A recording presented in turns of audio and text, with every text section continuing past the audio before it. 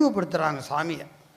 அவன் கண்டாய் வானோர் பிரான் ஆவான் என்றும், அவன் கண்டாய் அம்பவளவண்ணன், அவன் கண்டாய் மைத்தமர்ந்த கண்டத்தான் மற்றவன்பால் நன்னெஞ்சே மெய்த்தமர்ந்து அன்பாய் நீ விரும்பு. வானோர் பிரான எல்லாருக்கும் தலைவன், நவக்கிரகங்களுக்கும் தலைவன். நம்ம சிறு தெய்வமெல்லாம் கும்பிட வேண்டிய அவசியமே இல்லை. ஏன்னா அவங்களுக்கும் தலைவர் சாமிகிட்ட போயிட்டோம் இல்லையா.